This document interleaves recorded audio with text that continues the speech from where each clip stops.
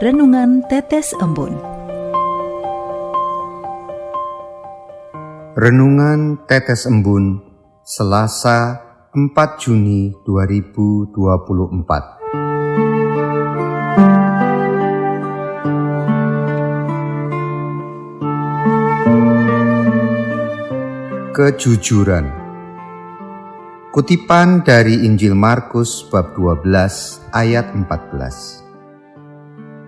Orang-orang itu datang dan berkata kepadanya, "Guru, kami tahu Engkau adalah seorang yang jujur, dan Engkau tidak takut kepada siapapun juga, sebab Engkau tidak mencari muka, melainkan dengan jujur mengajar jalan Allah dengan segala kebenaran."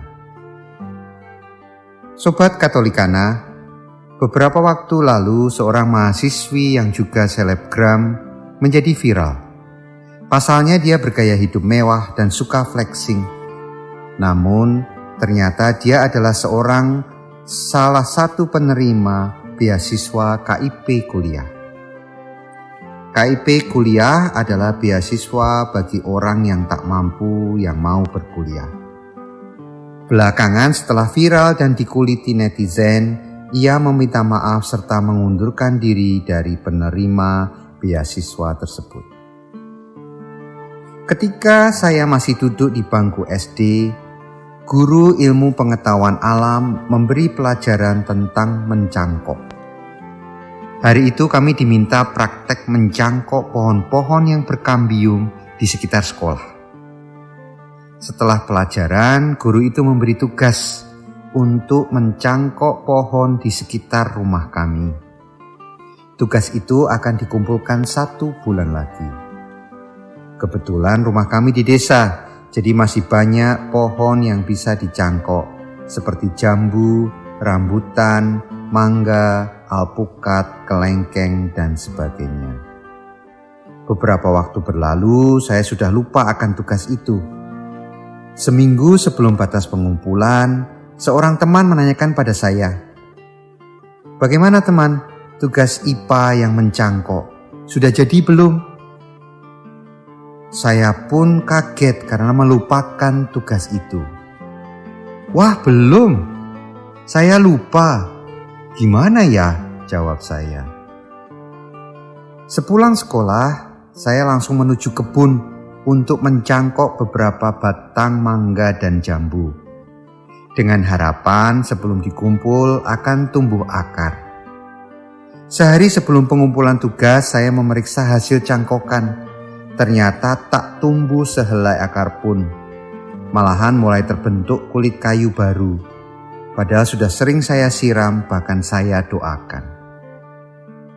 Saya sedih, menangis, takut dan cemas karena tugasnya gagal. Lalu dengan perasaan takut saya bilang ke orang tua tentang hal itu, sambil meminta besok tak ingin masuk sekolah. Saya pun dimarahi oleh orang tua. Selanjutnya orang tua saya mengatakan, "Ya sudah kalau begitu, besok harus sekolah. Sebelum ke sekolah mampir dulu ke tempat orang jual bibit tanaman, kamu beli tanaman yang dicangkok." Esok paginya saya melaksanakan yang dikatakan orang tua saya. Saya tersenyum cerah membawa hasil cangkokan jambu air dari tempat penjualan bibit ke sekolah untuk dinilai. Saya mendapat nilai baik. Ternyata teman yang menanyakan tugas seminggu lalu itu juga melakukan hal yang sama, maka kami akhirnya tertawa bersama. Sobat Katolikana, kedua kisah di atas adalah contoh ketidakjujuran. Mahasiswa itu tidak jujur tentang kondisi ekonominya. Lalu saya waktu itu tidak jujur tentang tugas demi nilai yang baik.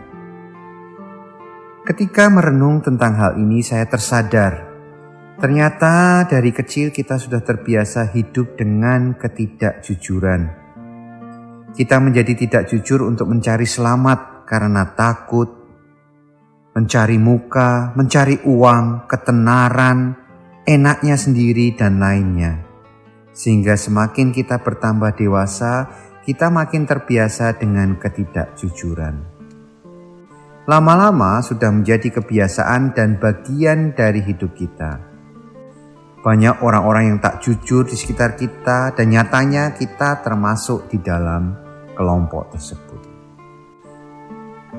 Bacaan Injil hari ini mengatakan bahwa orang banyak mengakui bahwa Yesus adalah orang jujur, tak mencari muka, tak takut siapapun karena Dia mengatakan kebenaran. Pada bacaan pertama, Rasul Petrus juga mengingatkan, sambil menantikan semuanya ini kamu harus berusaha supaya kamu kedapatan tak bercacat dan tak bernoda di hadapannya. Jujur, terkadang membuat tak nyaman, namun membuat hati tenang. Marilah kita berusaha untuk selalu jujur, agar kita semakin menyerupai Yesus yang tak mencari muka dan tak takut siapapun karena mengatakan kebenaran. Supaya kita kedapatan tak bercacat dan tak bernoda di hadapan Tuhan. Marilah berdoa dalam nama Bapa dan Putra dan Roh Kudus. Amin. Ya Tuhan, syukur dan terima kasih atas penyertaan-Mu dalam hidup kami. Mohon ampun atas banyak ketidakjujuran yang telah kami lakukan. Mohon Roh Kudus-Mu selalu menerangi kami agar berani untuk selalu jujur dan hidup dalam kebenaran-Mu. Amin. Dalam nama Bapa dan Putra dan Roh Kudus. Amin.